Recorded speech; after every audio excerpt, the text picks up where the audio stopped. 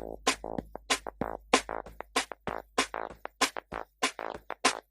Movie Health Podcast is proudly supported by Telemoods by eClapper Project Inc. Telemoods recommends which movies and TV series to watch by matching the user's mood and real-time offer of all streaming platforms. Download Telemoods today. Welcome to the Movie Health Podcast. We talk about movies and mental health. This is AJ. This is Catherine. Today we're talking about two movies that are in the cinemas. One of them will receive quite a bit of attention at the Oscars, and one unfortunately missed the Oscars due to delay. So those two movies are The Zone of Interest and Dune Part 2. Sometimes I say June, like Jun. Dune. Yeah, me too.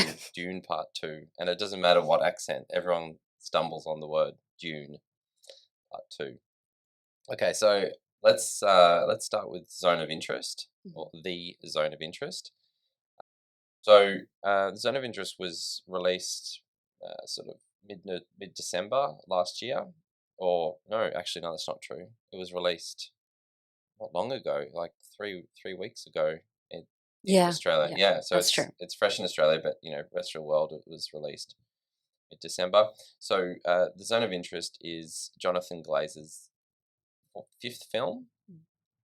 It was written by Glazer, also by Martin Amis, and it stars Christian Fidel, Sandra Hüller, and Joan Catharos.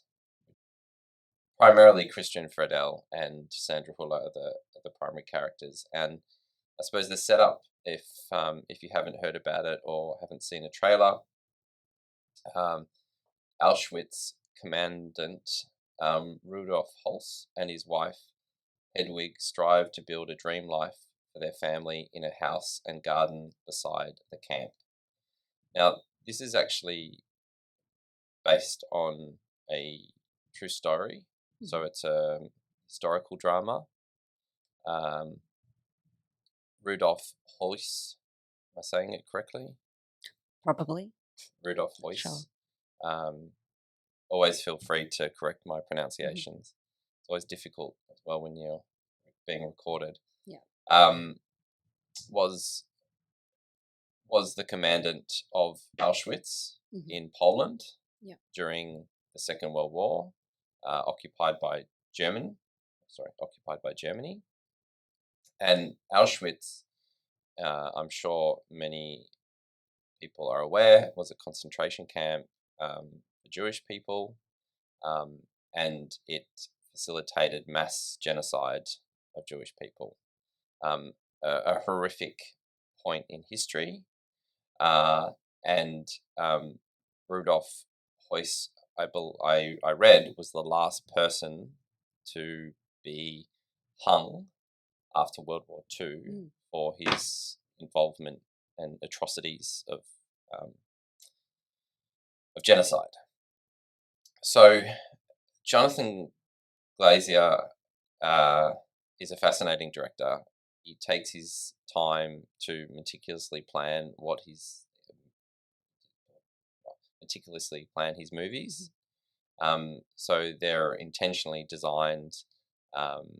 They are normally a real event of a movie, and The Zone of Interest is a fascinating movie for those specific reasons. So it is ultimately a recreation of the house and garden and life that Rudolf Holz and his wife Hedwig strive to build and live in, right next to Auschwitz, the concentration camp.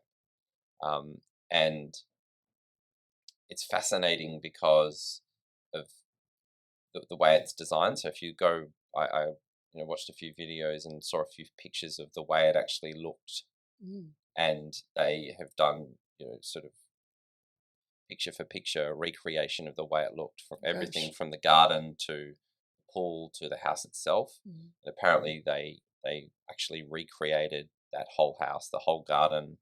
And in terms of his meticulous filmmaking, the setup for the movie, it feels like a big brother. So there's cameras in pretty much every position of the garden and the house, and the film basically just follows this family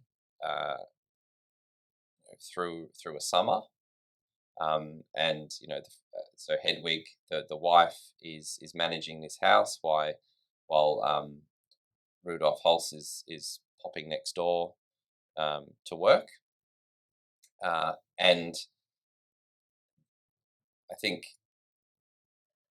you really, as soon as the movie starts, you really feel absorbed by the world, or by the setting, um, and I'd have to say, by no surprise at all, the performance by Sandra Hüller also pulls you in as this wife and this mother that's maintaining this life and maintaining this house. What did you think of it, Catherine? Yeah, so this film, when people talk about it, when I've read reviews about it, a lot of people say that this film's like lingers with them. They can't stop thinking about it, and it just becomes more disturbing the more you think about it. Yeah. We talked about Sandra Hüller in Anatomy of a Fall, and she's just an astounding actress.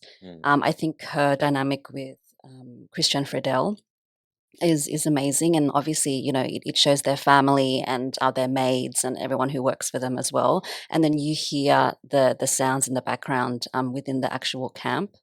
I think there's a huge theme of complicity, and the fact that even Hedwig's mother, I think, who came to stay, she everyone was kind of aware what was happening next door, but like no one really did anything except the scenes, which I think were pretty incredible. The night vision scenes, which I really wasn't expecting. I can't remember if that was the daughter who was going out to like with the apples. No, I think that was that was a neighbor. It was a neighbor, yeah. Or a girl from a family nearby, so a Polish girl. Yeah. That was doing her best to try and feed Yeah. the people that were in the concentration camp. But yeah, it's fascinating the way, as I said, and I didn't articulate it very well, but just the production design of the movie, it just absorbs you. Like when I saw it at a cinema, fairly full crowd, and you could just feel the silence in the cinema.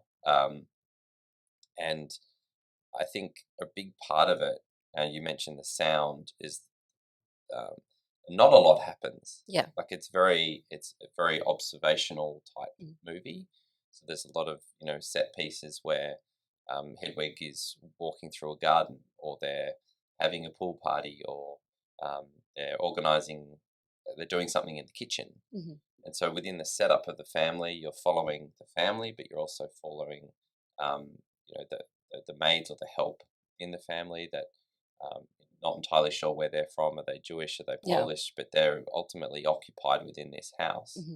And the thing that really sticks with you, and I was trying to look up his name, but the sound design is remarkable, because I think without that, you wouldn't feel as involved in the film or absorbed by the film. And the sound design is ultimately terrifying, because as I just explained the setup, that's just unbelievable in itself, that a family would live or try and maintain a life right next to something like a concentration camp. And you, from the beginning of the movie, you hear this recreation of what it must have heard like in that environment. But yeah, it really draws you in, it really lingers with you, and it's horrific, but still fascinating at the same time. Yeah, it was almost like a documentary, because it was showing just their everyday movements and how they were complicit pretty much to what was happening. There was a scene that really sticks with me where everyone's wishing Rudolf Hoss happy birthday, or all the other SS officers, Yeah. and just the how would you describe that? Like the blasé nature of it. Oh yeah, like we're just wishing him happy birthday, and whatever's happening next door, like it doesn't matter. That scene to me was woof, like yeah. Yeah. No, it's it is horrific and remarkable at the same time. And it is so. I think now Jonathan Glazer is really recognised as one of those. Even though he's done only so many films, that really sort of that auteur level. I mean, he's only going to make a movie if he believes in the movie, Yeah. and the movie is saying a lot. One of the key messages that it's just the complicity of society, the complicity of us, what is happening in the world, around war and other forms of genocide. It is currently happening, and unfortunately, the most popular example of that, or the most well-known example of that, is the horrors of what happened in World War II and the Nazi regime, and the eradication or the attempt of Jewish people, using that as a mechanism to try and communicate, that this is still occurring across the world. And there is many of us that are either unaware or choosing to be unaware. So, to say he's a political filmmaker, I don't know. That's probably a bit of a stretch, but he does have real intention with the way he makes movies. And to prepare for this movie, I hadn't seen Birth before. I went and watched that, and you can really feel it within Sexy Beast. It's a bit more of it's a gangster movie. Yep. But it does talk about trying to run away from your past. Dare I say, it's similar with Birth. Trying to ignore the past, and then Under the Skin, that sort of flipping its head on the predatory nature of people. And it's flipping it because the central character, Scarlett Johansson, is this. Have you seen it yet? No, I haven't. No, this alien being, and she's ultimately knocking off men. And the way that was made, again, remarkable. Apparently, a lot of it was done where they just made Scarlett Johansson unrecognizable. So her hair is black. She's got thick lipstick on. She's dressed a certain way, and apparently they sort of visited the streets of, I think, country UK towns, and she engaged with these men that had just finished a football game or walking along the street, and tried to engage with them. So there's sort of this predatory nature to that movie. So yeah, and I was just so looking, even though I knew the subject matter, I was just so looking forward to this movie. It's just fascinating to watch, and it deserves another watch. But at the same time, it's just such tough material. Yeah. Really. It really is. Yeah. It's very clear that Jonathan Glazer really cares about his subject matter, and obviously he is about quality, not quantity. So, like you're saying, he does all the research. He prepares a lot for his films, which is really admirable. I don't know about you, but I've been to Germany. I've been to the Dachau concentration camp, which was the first one and the longest operating one. And I remember the energy that I felt in that place, and how it was just so somber. And it's like, it's so powerful what it creates in you, knowing what happened there. So watching this film took me back to that experience I had years ago. Yeah, I have also, actually, in Poland, not Auschwitz, but been to other concentration camps, and just to learn about it and experience it, and it's so true. And without spoiling it, because I think this is a movie that deserves to be seen, and is the ending. I think Glazier makes a very bold choice with the ending. Yeah. And I think there's what I've heard and read a lot about is how he portrayed Hoss, the Commandant Huss or Hoss, sort of his realization once he met with the other leaders of concentration camps. And it's certainly not a portrayal or act of sympathy, but it was interesting the way he chose to use that character, and then the way he chose to end the movie. Because that just takes it back to your point as well. But I mean, we talked about Glazer a lot, but the team that he works with, from art direction to casting to editing to cinematography to sound is just remarkable. I'm not entirely sure if he uses the same crew, but just such a phenomenal production of a film. Right. Yeah, I wasn't expecting that ending, but I really loved it actually. And I think the movie is very psychological, and the end really shows that too. And when the credits started rolling, actually, I wanted to mention the beginning when there's the white screen, and then you just hear noise, and Black, it goes on. Black, was it black? Yeah, just black. Okay, and then it just goes on for what seems like forever, and I was thinking, is there something wrong? And I could even hear people behind me is there something wrong with the screening? Yeah. And then eventually, but I feel like Jonathan Glazer maybe did that to make us feel uncomfortable. I think there was an intention there. I think so, and that's what he's very intentional, because even halfway through there's sort of the red. There's a red. Yeah, I think that's sort of halfway through. But my understanding of the black screen and just the sound, it's to try and get you into the headspace and pay attention to what we're about to show you, and acknowledge the fact that the sound is so important to this. Because if you think about the family in the house living beside Auschwitz, they can close the door, they can close the window, they can go to the furthest part of the house, but they've still got the noise. They've still got that beside them as a reminder. And if you choose to live beside it and ignore it, what does that? What does that say? But must be commended, and I think it's important to see. It's certainly not going to be for everyone. So from the opening scene to I suppose the pace of it is quite slow. It's relatively long as well, I'd say. It's about 2 hours. So not an easy watch, but definitely worth seeing. Yeah. And even at the end, there was complete silence for quite a while. Everyone was just contemplating what we just watched. So,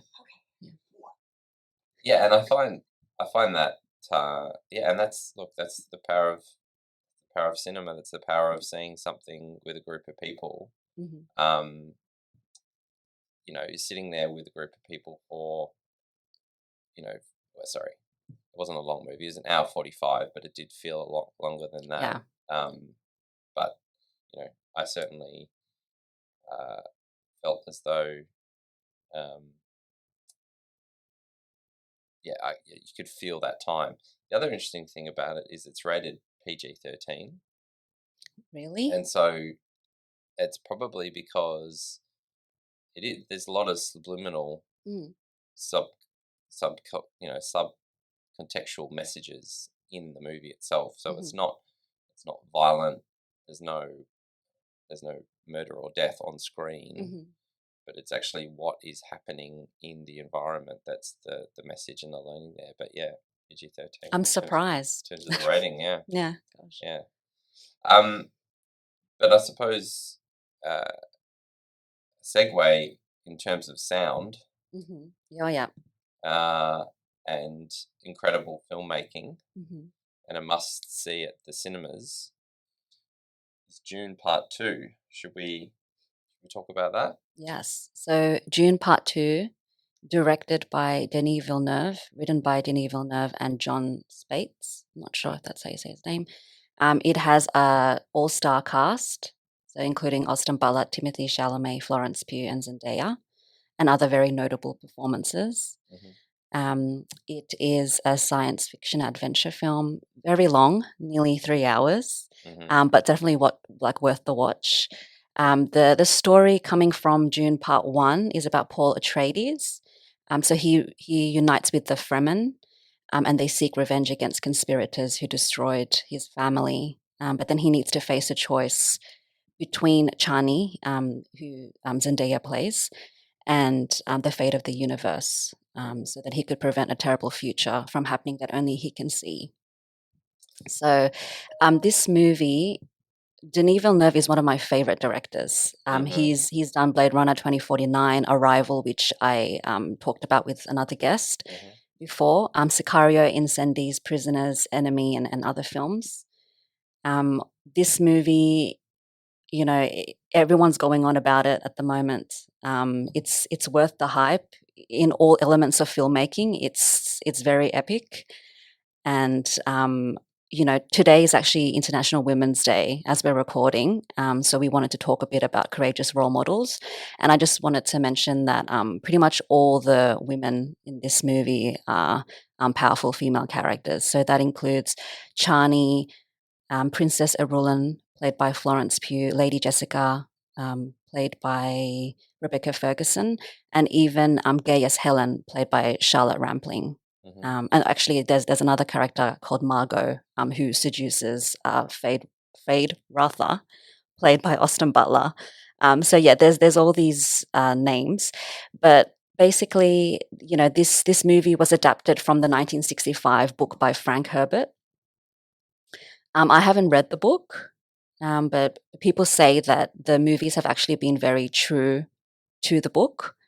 And the film itself is very visually breathtaking, and it's like a sweeping narrative. The storytelling was pretty confusing because I guess the lore is complex, but I think we understand the heart and the core of the story. Like, it's still universal, it's very human, and it's interesting because I actually watched the movie with my husband on Sunday. On Friday, I saw one of my film therapy clients, and he said to me, he watched Dune in IMAX. And he said to me, this was like the single greatest movie experience of my life. Oh, wow. And I was like, that's awesome. I'm going to watch it on Sunday. So, yeah. And I just wanted to say that the cinematographer is Australian. His name's Greg Fraser. He also did the Batman. He did the first Dune and Rogue One, Star Wars, the creator, and even Lion, the other Australian film. So he's incredible. He won an Oscar for Dune Part 1. Oh, yeah. Yeah, which I think they were nominated for 6 Oscars. Well, no, they won 6 Oscars in the last Oscars. Yeah, rightly so. Yeah, rightly so. Absolutely. And the movie was filmed in the Abu Dhabi desert. The score was done by Hans Zimmer, the one and only Hans Zimmer. And every extreme long shot and wide shot was absolutely incredible. Like, just sometimes I just wanted to cry at how how amazing certain scenes were, just like from a film viewpoint. And I think the film is like, it's a very deeply political one, and it speaks to the state of the world now, and it's just relevant in so many ways. And yeah, the movie actually made double in its opening weekend than the first June. I'm saying June as well. Sorry. Yeah, no, I think we all do it, and and it's not all about the Oscars, but I think the Oscars do help people go to the cinema and see some of these movies. But June was delayed, so it was meant to be released October, November last year. And I think because of the writer's strike in Hollywood, that contributed to the delay. So it has been highly anticipated, and I think it's fair to say that you wouldn't have necessarily had. It's fair to say that you don't have to have read the book, but it does help to have seen Dune Part 1. And I think a lot of people that are seeing Part 2 would have seen Part 1. One of the, I suppose the criticisms with Part 1 is that it sort of just, it ended in a sort of a unsatisfying way, with no awareness that there was going to be a Part 2. But it is a big, long, complicated series of books. And I think David. I really want to see David Lynch's, I think 1980s version. Oh yeah, he he put the whole storyline in one movie. right. And yeah, I was thinking that this morning. I was thinking, I want to go see it. And look, I agree. Very well said. It is definitely a movie to just go and enjoy at a cinema. See it as big as you can. I saw it on VMAX. I've heard it's remarkable in IMAX. It was filmed in IMAX. I read that there was even people that have seen Part 1 would be familiar with the sandworms. Yeah, God. And apparently there was just a dedicated crew to film the sandworms, because they did a lot of the actual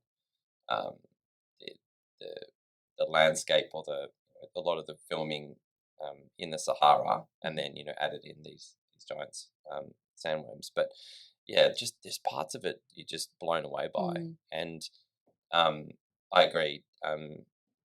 Villeneuve is one of those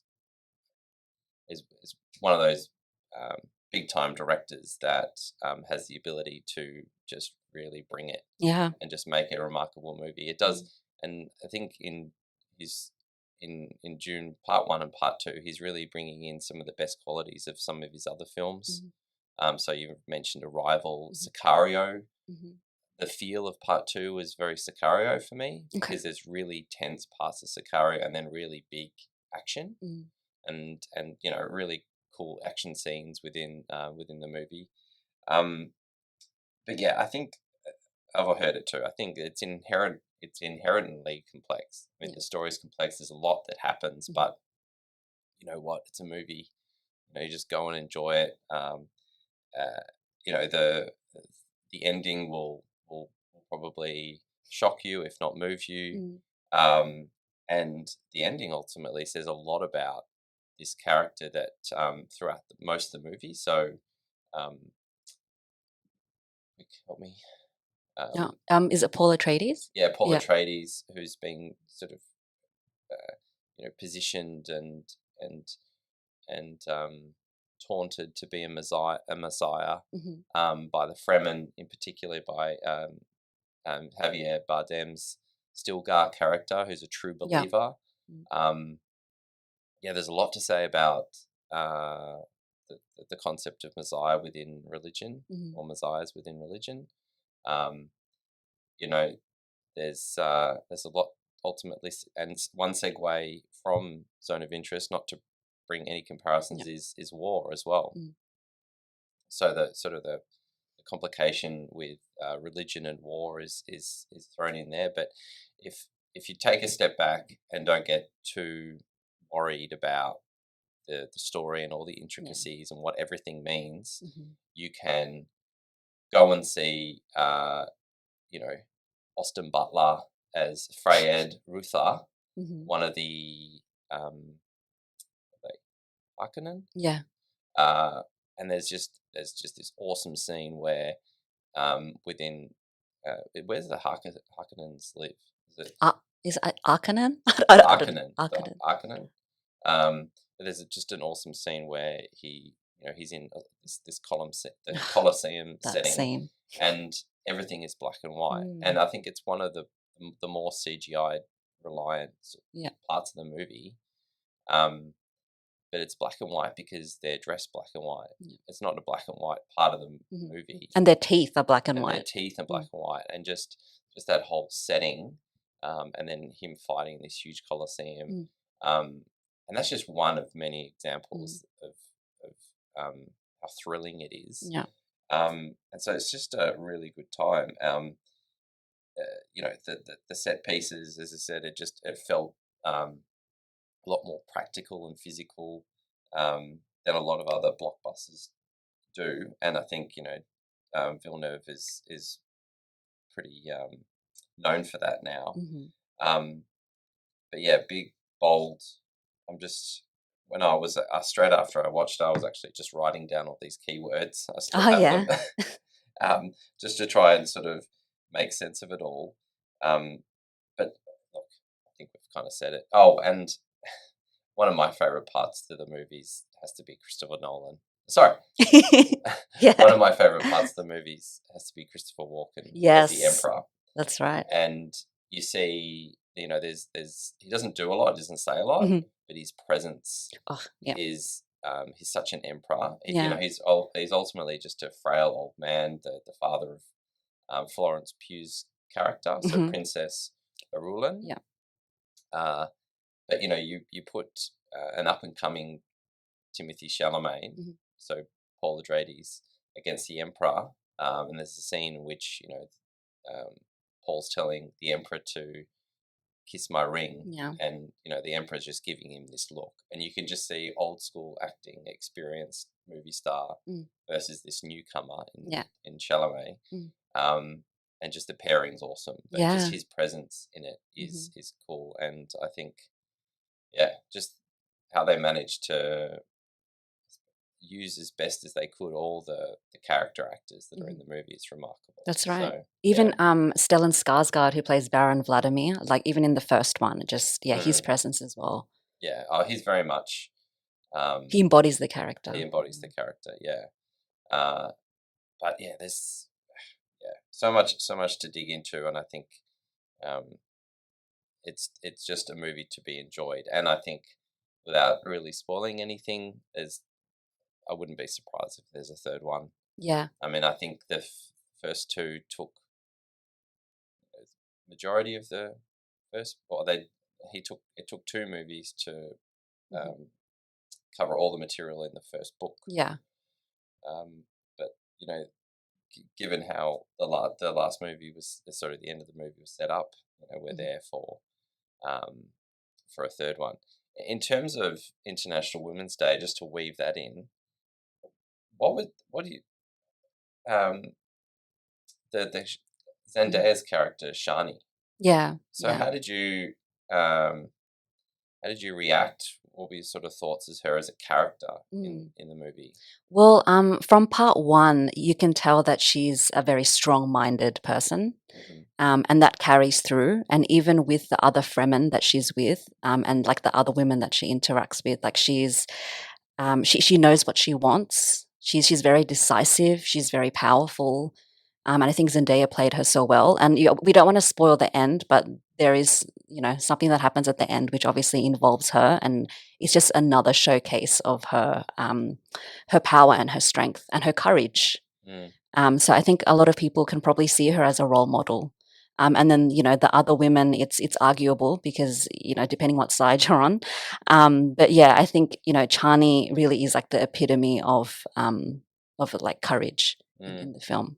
And I thought it was really good how they, Shani and Paul interacted, because you've got the pressure from Stilgar, so Javier Bardem's character, who is completely convinced of the Messiah and completely convinced about because of the things that Paul does throughout the movie. So, slight spoiler, but his ability to ride sandworms or ride a massive sandworm always sort of contributes to the fact that he might be the Messiah or he is the Messiah.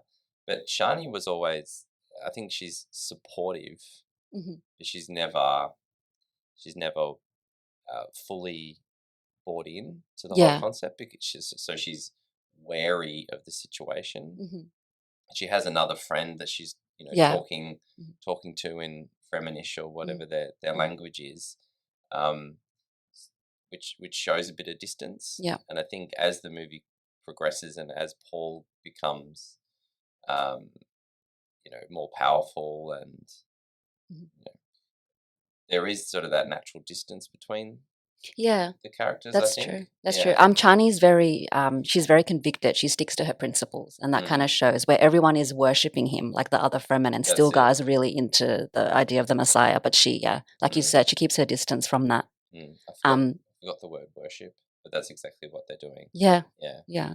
So I think there is a Dune Messiah movie eventually coming. People are talking about that, so that's very exciting. Who knows when that will happen? Yeah. But would you say, like, do you have a favorite scene? Is the Colosseum scene like up there for you? Yeah, it probably. Well, it probably is. I mean, I think Austin Butler doesn't get to do a lot. That's probably the most fun he has. Yeah. In that scene. But and and I suppose that the last action scene goes quite quickly because they have support of the they have support of the sandworms and the rest of them to invade Arrakis. Yeah. And take on the Emperor. But yeah, no, I think it's sort of just a combination of scenes. I did quite like the scenes where they were infiltrating the spice mining mechanisms. Yeah, yeah. And just the sort of the size and the scale and the grittiness of those action scenes. I just, as soon as one started, I was like, oh, that looks good. And I think with Villeneuve, he's trying new things. Like you see different uses of the sci-fi genre, and I'm not a massive sci-fi guy, but I mean, even got the they're not called Iraqis. What are the bad guys called? Yeah, Harkonnen. I'm pretty sure they're Harkonnen. They're Yeah. Harkonnen. Yeah. Yeah, so the Harkonnens, just even their ability to instead of fly, they glide. Yeah. And so they can glide up a building, but the Fremen still have ways to take them down. So I don't know if I had a particularly well, I would say that the scenes with Walken were my favorite. Okay. Towards the end, it was Yeah. it was really cool. Just because I'm a huge Walken fan. Yeah, he's great. But yeah, no, just such a big, bold, action-packed, enthralling movie that just keeps you on the edge of your seat, and it's absolutely worth seeing. It or has to be seen initially at a cinema. Has to be, yeah. Has to be. I was most looking forward to the combat scenes in the sandworm scene. I was reading a comment on YouTube where someone who read Dune when they were younger, they said that they cried at the sandworm scene because it's exactly how they imagined it when they read it decades ago. It's just like, wow. Yeah. Yeah, no, that was true. That was really well done because typically if in big action movies you see that the CGI scene clearly looks CGI, but the use of sand, use of sound, the sort of the speed in which the sandworm was going was really, really effective. I suppose I do have a few questions on sandworms in general though, because they can be summoned with that sort of pumping device. Yeah. But then they can also be sort of ridden at speeds, but then they're also used as travel devices. So maybe there's more tamer sandworms than others. Maybe. I don't know. I suppose I had a few questions on the sandworms. And they have things called grandfather sandworms, like they actually name them. Like, oh really? Yeah, apparently. Like they have. Yeah. Okay. I suppose the other element to this, and I'm not exactly sure what the term is, but I think the books were written in the 60s, so that it does have a very psychedelic element to it. So there's devices within the movie like the use of spice within food, the water of life. Yes. Being that blue liquid that can be extracted from young sandworms.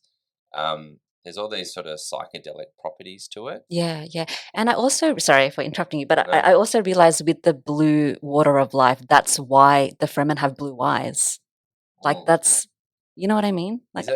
I Is it though? realized that. Is it? So they Isn't all, it? Yeah. I don't know, but only women can drink the. Oh, Yeah. okay. Maybe not. So that's Yeah, yeah. you just yeah, because and then apparently, well, men can't drink the Mm, the water of life, and Paul drank the water of life Yeah. because his mum told him to. Mm. And there's a lot going on with his mum. I mean, that's sort of a being selected. Jessica, the Rebecca Ferguson character, being selected as the new grandmother. Or sorry, what was it? Yeah, sort of the mother of the Fremen. Lady Jessica. Lady Jessica. Yeah. But yeah, apparently men can't drink Oh, okay. the water. Missed that. So Sorry. then he in the book goes into a coma for a long period of time. Oh, right. Okay. Yeah. But then in the movie he's sort of out for a period of time, Mhm. and then he comes back, and then he's rocking and ready to go. So there's. So as my point is, there's that psychedelic element to this is to the movies is quite important because Yeah. you've got, ultimately the use of drugs, Yeah. Yeah. and what effect does that have to the mind and the body and the soul? Mhm. Because after that point, Paul is not Paul anymore, Mm. and he changes, Yeah. and he's not exactly the Messiah. Is it's unsure. But see, now we're sort of heading towards spoiler territory. Mm. But there's just a lot going on, There is. and it's sort of difficult to Mhm. not say too much, but absolutely worth a watch. Any way you can sort of sum up Dune Part 2? I will sum it up by listing the themes that I wrote down. Sure. So, revenge, justice, power, dominance, love, honor, choice, and destiny. I think destiny is a huge one. And you mentioned before we started recording control. Yeah. Mm. Yeah. Yeah. Yeah, and I think that speaks to the ending. Yep. The dangers and attraction of control Mhm. with Yep. and I think that's human nature Mhm. to a degree, and what effect that can have on people. Yep. And the other pickup for me was the control that exists, that can be associated with the religion as well. And I'm not going to get into religion, but Yep. that was sort of another takeaway from me, and maybe a message that was being said in the movie. I'm not entirely sure. Mhm. Not fair to say, but yeah. I mean, I'm sure Frank Herbert was considering a lot of those themes when he was writing the book. Yeah. So I think the recommendation is definitely there. Go and see Dune Part 2 on as big as the screen as you can see, and if you don't get a chance to, try and do the same at home, but turn the volume right up. Yeah. I definitely will try and see it again. And in terms of the zone of interest, I think there's just going to be more awareness of that movie while there's hype around the Oscars, and I think it will be limited release, but it's still worth seeing at a cinema, and just a really important movie, I think, for everyone to see. So, is there any other movies you wanted to mention? I don't know if you can weave it in to make it relevant around courage or strong female characters. So there's a controversial movie in the cinema at the moment called May December. It's a romance comedy. I see it more of a drama, actually. And it was directed by Todd Haynes. It stars Natalie Portman, Charles Melton, and Julianne Moore. So it's based on a true story that happened in America about a school teacher who seduced her student. They had an affair. They ended up getting married, having children. And so this film is about 20 years after a notorious tabloid romance, a married couple buckle under the pressure when a Hollywood actress meets them to do research for a film about their past. So Natalie Portman, who plays Elizabeth, she plays the actress who will play Gracie, played by Julianne Moore, in a film about her life with Joe, played by Charles Melton. This movie was very uncomfortable to watch for obvious reasons, but I think it's done very well. It was actually adapted from a screenplay, from Sammy Birch as well. And, I love Natalie Portman. I think she's an excellent actress, and I haven't seen her in something in a while, so it was really great to see her in this movie. And Julianne Moore, she plays, like an older woman who is very vulnerable, who's quite childish and immature, probably has a mental illness, where she's like, she was attracted to a boy at the time, and then now Charles Melton, like they're married and they have 2 children. So yeah, this film is, I don't know if you've read much about it, but I've it's heard a little bit about it. Yeah. yeah. It was on at the Sydney Film Festival last year, and I didn't get a chance to see it. So, but additional to the, I suppose, the real story, is it also talking about, is it an analysis or an observation on actors and how actors prepare for roles? Yeah, it is. Yeah. It is, yeah. There's a really good scene where Natalie Portman's sitting with the couple at their dining table, and she's explaining the process of acting. And there's another scene where she's in front of acting students, and she's talking about her process to prepare, and how she chooses characters, why she chooses them. So that was fascinating to watch. But yeah, I think this movie is worth a watch, but it's not for everyone as well. I think some people might find it slow paced or just be really uncomfortable with the actual like themes in it. So And there has been quite a bit of buzz around Charles Melton. So Charles Melton is the so is he the student? Yeah, he's a student. Yeah, right. And so it's Charles Melton and Julianne Moore that have the affair. Yeah. Is that? Yeah, right. Yeah. Okay. And it's them like years later, like 20 years or something down the track. So. Oh, right. Yeah. Okay. Cool. But not necessarily a movie about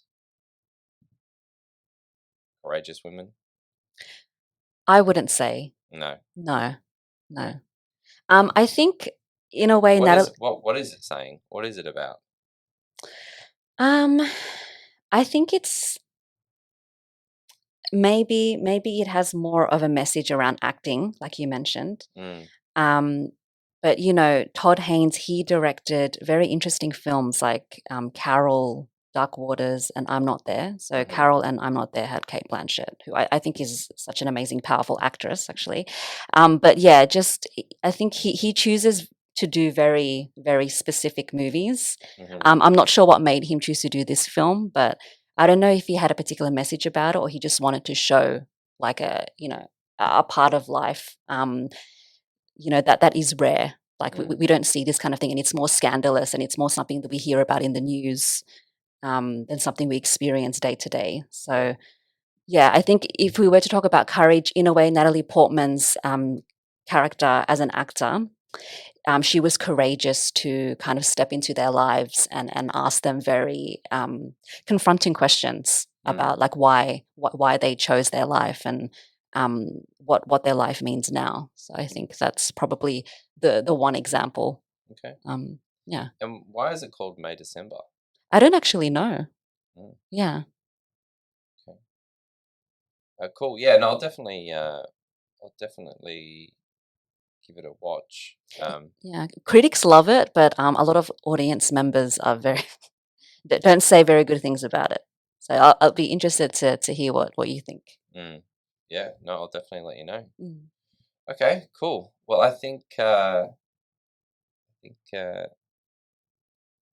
that was a good one. Two very vastly different movies. Well, the third I haven't seen in May, December, but The Zone of Interest by Jonathan Glazer. Go and see it. Difficult watch, however, but just a fascinating recreation / study on the human condition, and a stark reminder of what happens in the world. Yep. And you could take some similar connotations from that to a movie like Dune Part 2, which is a massive Hollywood blockbuster that will likely blow you away in scenes, but long and slightly complicated. But hey, still something that's really worth the watch. Yeah. So thank you, Catherine. Thank you, AJ. All right.